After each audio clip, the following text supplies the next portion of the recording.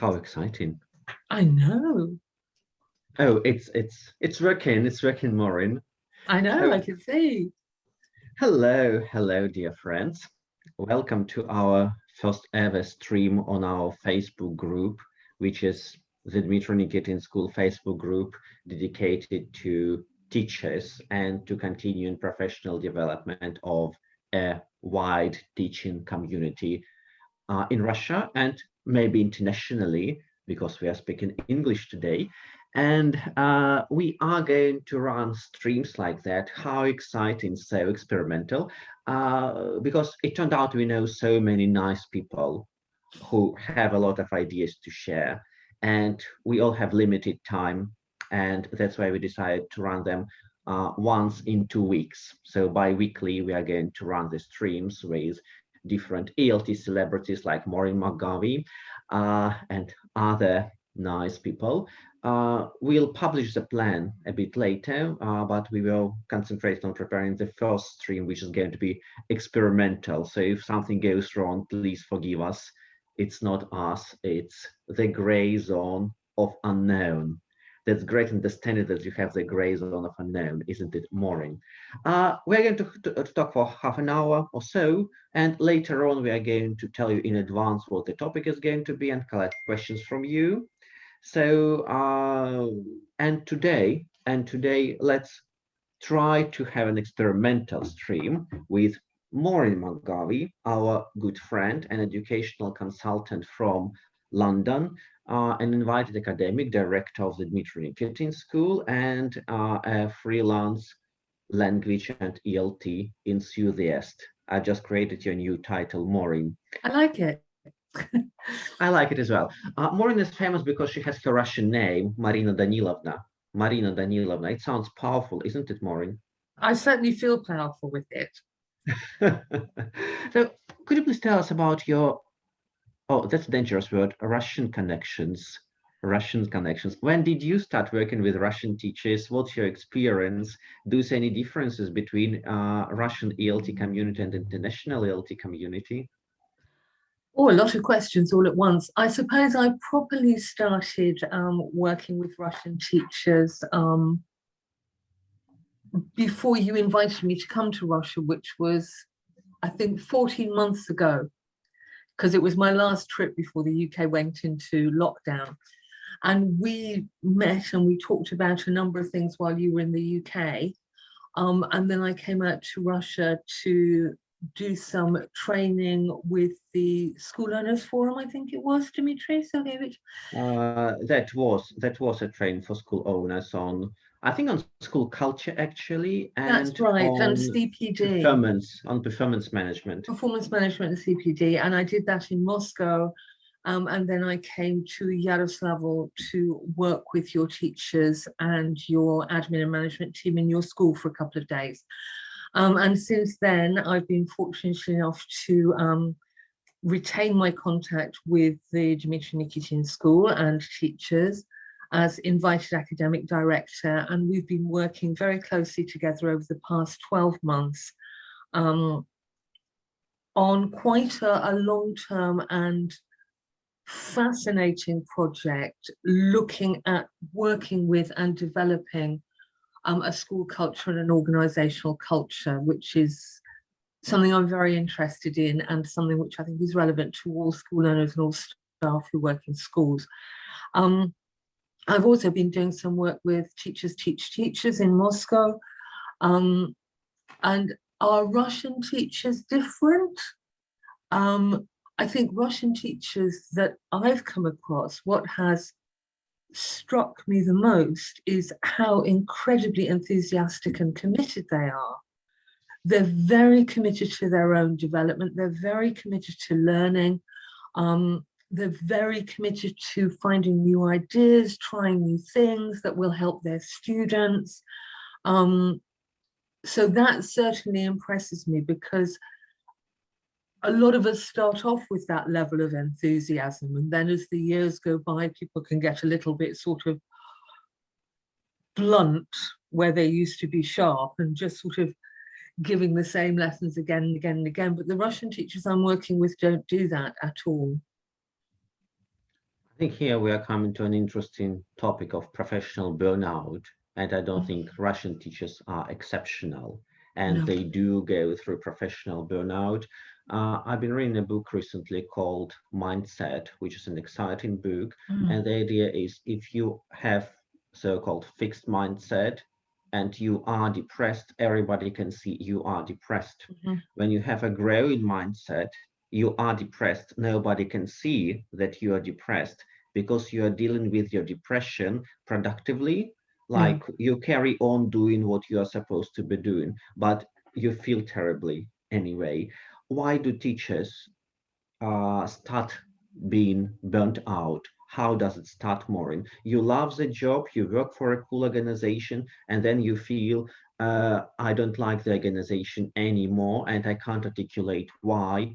From your experience, you have wide experience of working in Hungary, in Spain, in London, being a teacher trainer, an academic director, a union leader, trade union leader, so many roles. From your experience, how does and why does professional burnout start? Well, I'm not an expert on burnout. There are a couple of people I know of who have done a lot of research in this area and are more expert than me, I would say. But I think one thing that can happen um, for language teachers is, yes, we start with this process of enthusiasm. We're very keen. We've done our initial qualification probably, or we've graduated. We're keen to put everything into practice. The first year, 2 years is always a kind of turbulent time for you when you take the theories and everything you learned at university, and you suddenly have a 5-day teaching week in a school, and you've got so much to learn.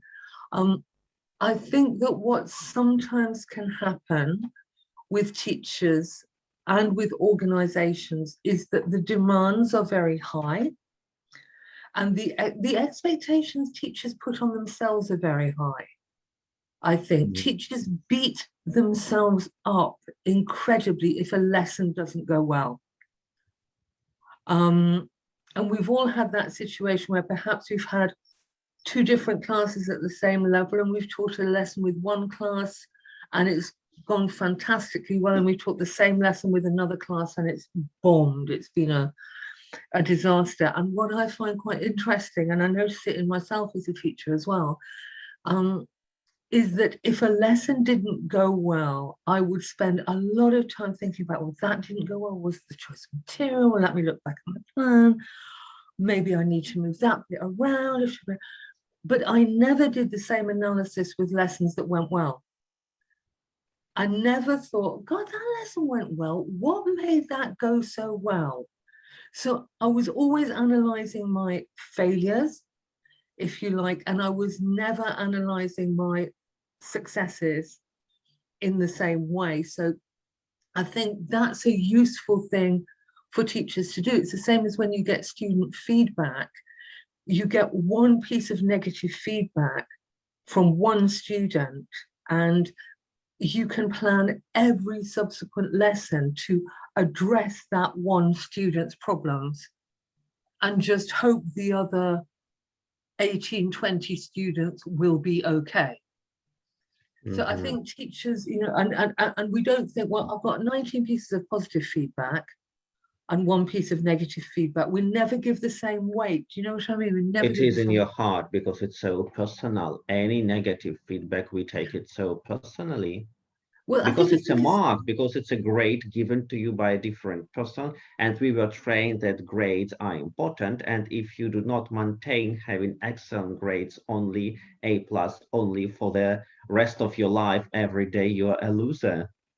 that's right, that's right. And I think also, it is a grade, but I think that teaching is a very personal profession.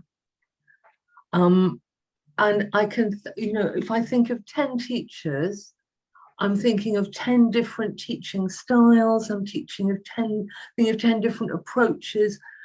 They're all principled, they're all effective, but they're very, very different because they're 10 individuals.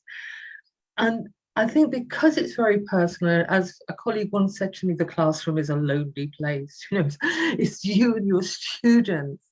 That in that place, which is quite controlled by you, if you get negative feedback on that, it's hard to divorce negative feedback on what you're doing professionally from negative feedback on you as a person.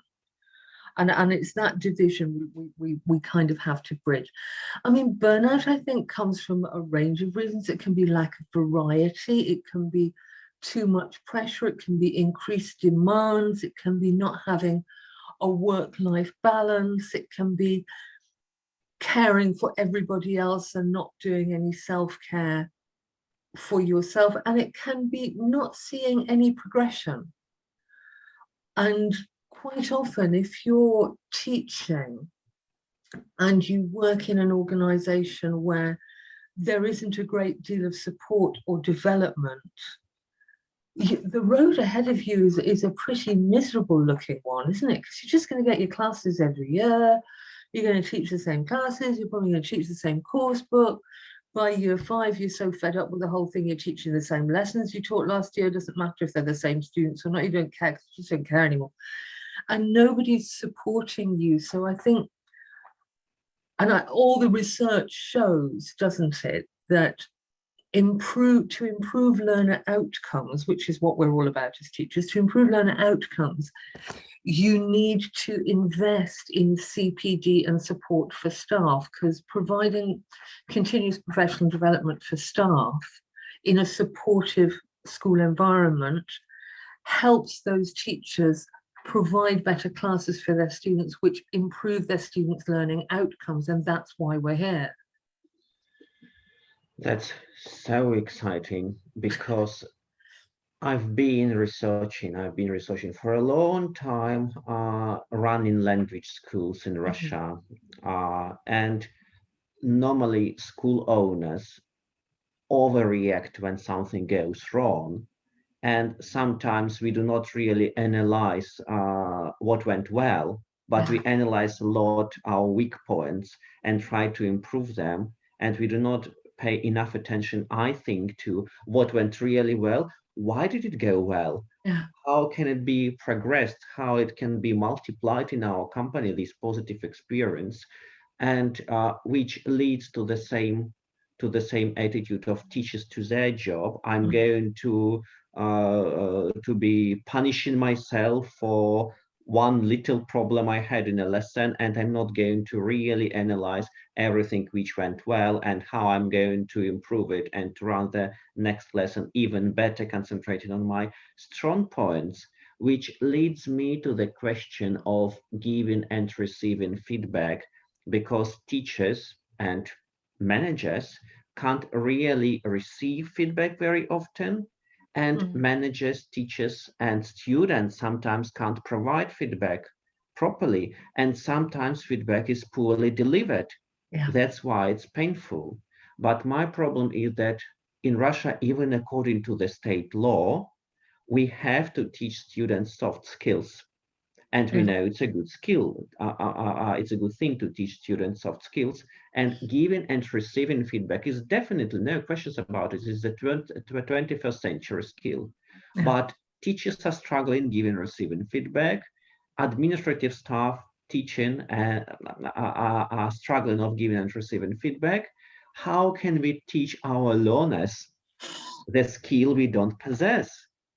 That's a good question, which leads us to a bit. It's our main topic, which is the school culture, and we can't talk about school culture in a global perspective today. But let's tackle giving and receiving feedback. I think you have a lot to share. What's the problem with feedback in an organization? Because it's a huge problem when you observe a lesson and you have to give this sandwich feedback, which I think is super unproductive, because you have to artificially think something good about the lesson, productive feedback, which is normally what went wrong, and then you give some more positive feedback. And I think that's so artificial. You can't just tell people what you think, because they're not able to receive feedback, and you do not have any other techniques apart from sandwich feedback, to deliver feedback? What's the problem?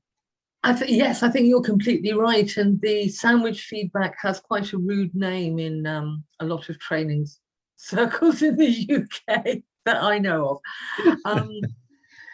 Let's not share it, shall we? I'm not sharing that at the moment, not in the first experimental stream, at any case.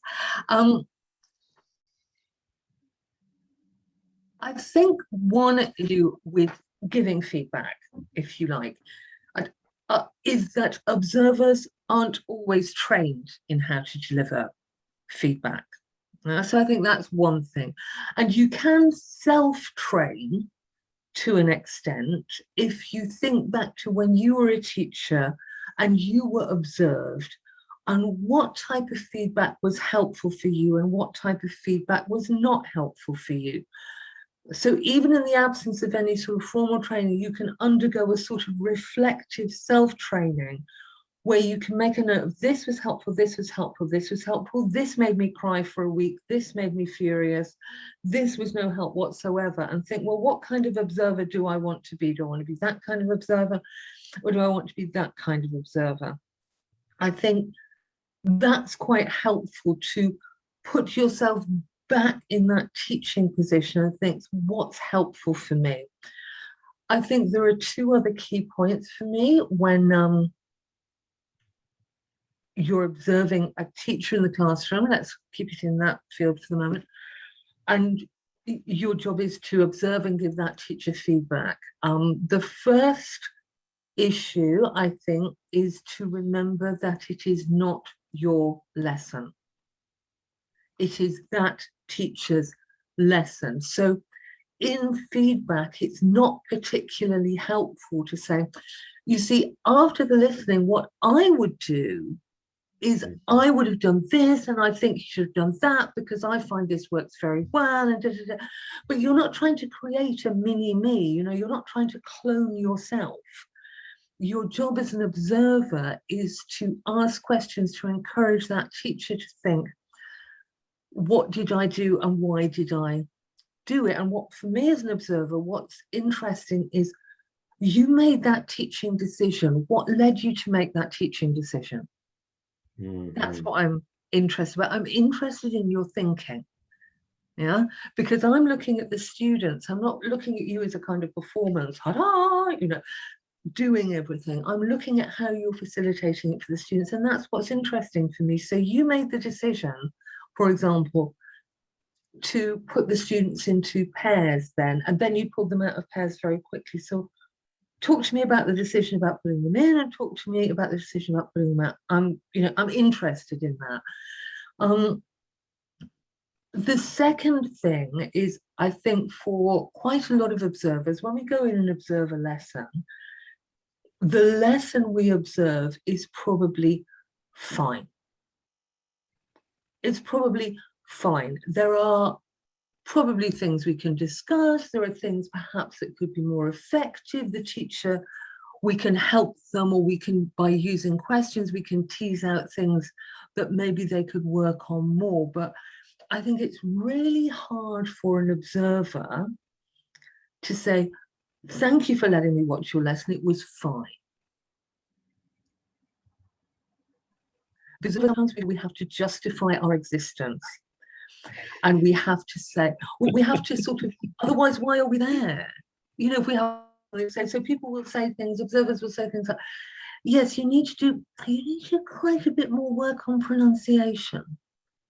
Well, yes, because you always need to do quite a bit more work on pronunciation. That's a kind of life statement, isn't it? But it's not particularly helpful for that teacher, because what are you doing? Are you going in to take a snapshot of that teacher and give them feedback on that snapshot? Or are you going in and thinking, in this lesson I saw you do this like this, so talk to me about you as a teacher. Is this how you generally approach this type of activity? Did you approach it with this class for a particular reason? Would you do it the same next time with this class, with a different class? What would make the difference? So I think for an observer, it's not about you, it's about those students and what that teacher's doing with those students. That's what's interesting for us.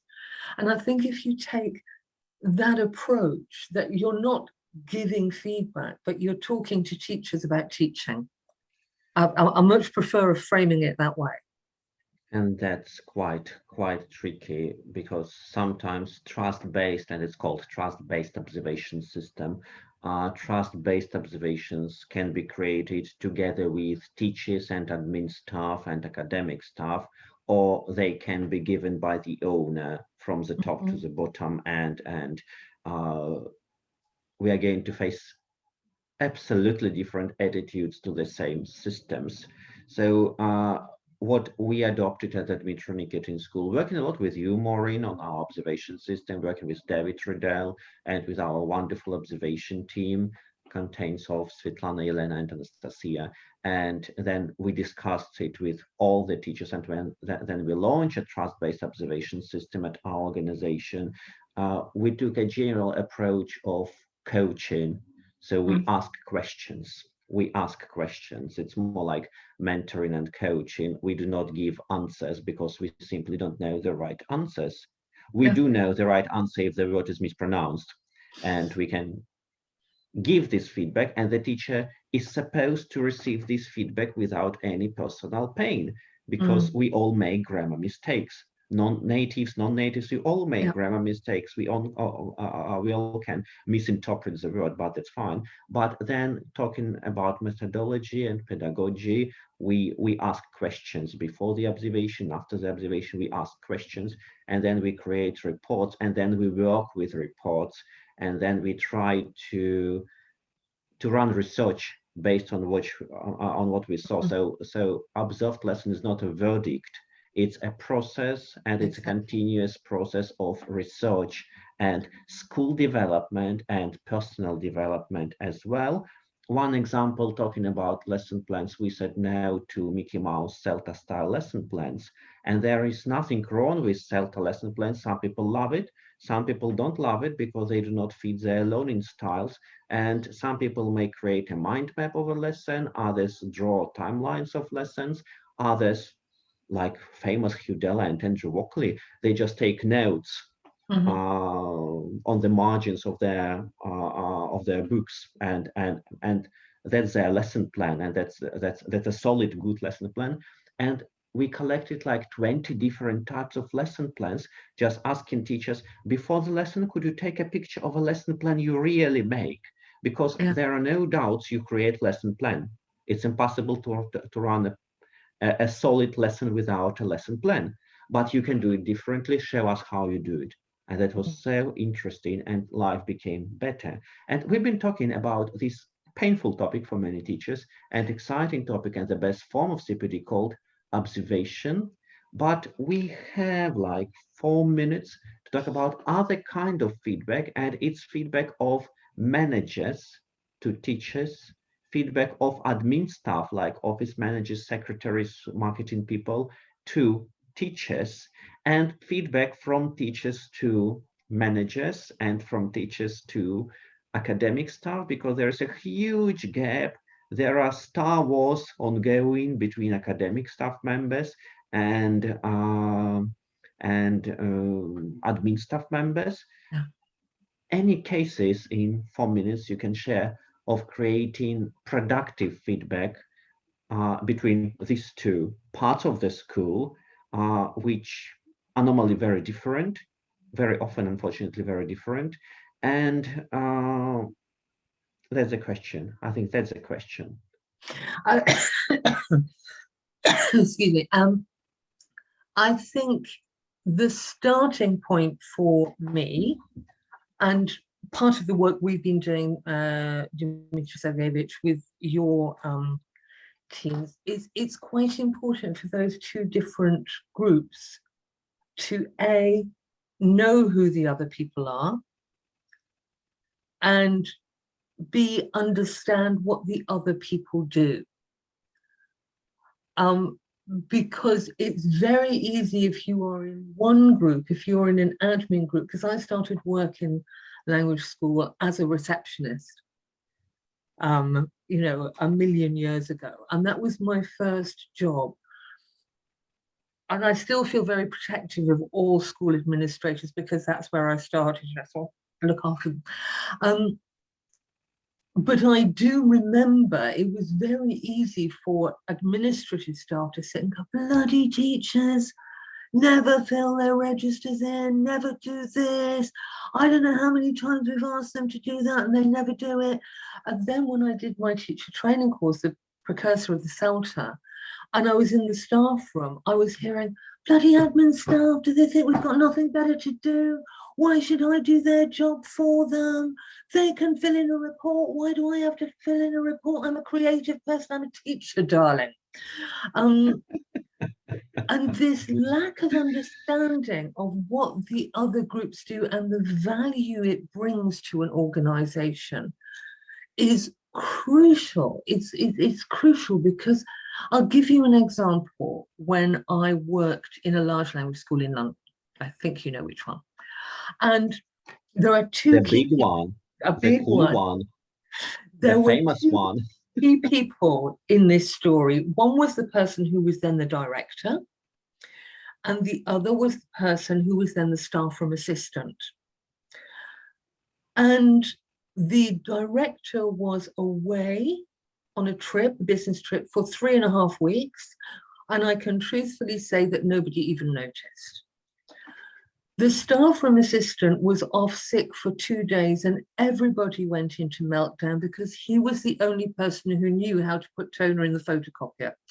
And without him, everything collapsed. Now, of course, you can extrapolate from this tale in many ways, but I think the value of what each employee brings to the organization is something you have to recognize and understand, and not think that because you are in one group rather than another, that makes you superior or better or inferior. We're all just people on the planet, and we're all just trying to do the best we can do. And you can do it a little bit by, you know, admin staff can go into classes and see what happens in the classes. They would do that anyway, because they're often explaining the classes to parents or clients. And teachers can sit behind the reception desk and see what the admin staff have to deal with, or they can sit in an admin meeting. The more you know the people you work with and what they have to do, and you come from a position of professional respect and equality, then you're not going to deliver your feedback in a snidey way or a nasty way, because you know who those people are. So that would always be my first starting point in any attempt to get a positive feedback cycle going in a school, would be, who are these people? And I think I've been thinking of a lot of philosophical things to share at the end. I'm not going to do it. I'm going to be as practical as possible. I think that the first step you can really do is to create an environment where administrative staff members and teachers work together in a certain frame. Let's say that Metronik in school, we meet bi-weekly for 90 minutes and everybody should be present. And because our academic director doesn't speak Russian, can you imagine that? We have to run the meeting in 2 languages, but we run the meeting in 2 languages because admin staff members do not necessarily speak English. They don't have to. Teachers of other languages don't have to speak English. So we took a methodical approach and we run meetings in 2 languages. And I think it's even better for understanding, you know, review is important, isn't it?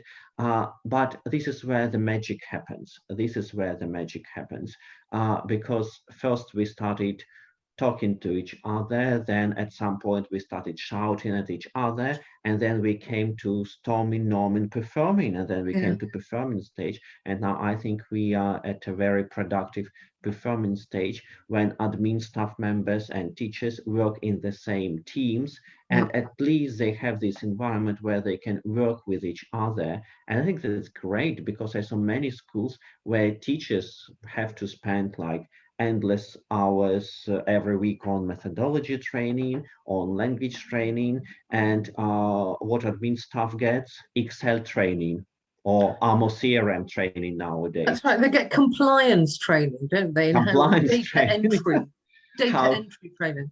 How to deal with difficult customers training. Yeah. How to spend 12 hours on a chair. Yeah, A exactly. set of exercise. And I think that's really important. That's really important to have these kind of meetings, and then you start talking, and the school is becoming a better place, because admin staff members start thinking, wow, they are really doing some work for the school, like demo lessons, teachers run demo lessons, teachers talk to parents. That's maybe not their job, maybe their job, but in our organization, that's a done thing. And teachers start thinking, oh, office managers spend 5 days learning TOEFL and IELTS descriptions by heart because they have to talk to customers. Is that really their job to understand how CFR works? No, it's not, but they're doing it. And we are coming to, I can't live without it, Maureen, philosophical idea of being T-shaped people when you have your key competence, which is teaching, but then you have a bit of marketing and a bit of dealing with people. You have your key competence, accountant, and you have academic competence and a bit of, I don't know, human resources competence. So, and these people are called, I learned about yesterday, I'm so excited, from specialists who are living in their little, what's the word for that, barrels? Or silo, yeah. Silos, they live in their silos. And we are moving to the new job, which are called not specialists, but generalists. Yeah. And if generalists have nothing to do for a certain period of time, they are ready to help other people.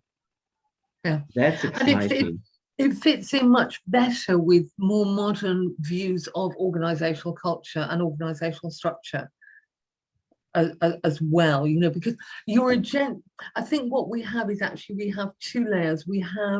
You always have to have your specialism, you know, because teachers need to be teachers and accountants need to be accountants. So you are a specialist with a generalist cloak, if you like. So you would take off your cloak when you're operating in your specialism, and you put your cloak on when you can perhaps support other people in their areas. Yeah. And that's a good closing philosophical statement you made there. And the only thing that frightens me that sometimes people can listen to talks like ours, they're back to their organization, they write, in Russian we call it the order, prikaz, and people sign the order, and the order tells, from tomorrow you are all generalists and we are working in T-shaped.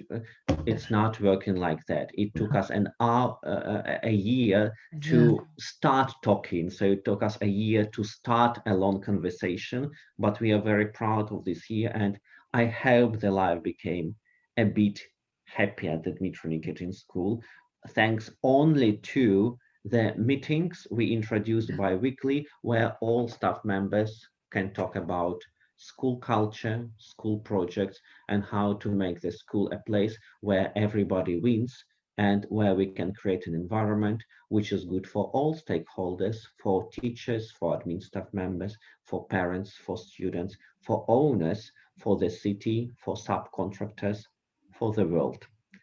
Thank you very much, Maureen, for your time. I can imagine how hectic your life is. Thank you for visiting us. Thank you for inviting me. See you in 2 weeks. See you in 2 weeks. There are gossip that Christopher Graham is going to be the next guest in 2 weeks. Excellent. Okay. Thank you. Have a very good day. Bye.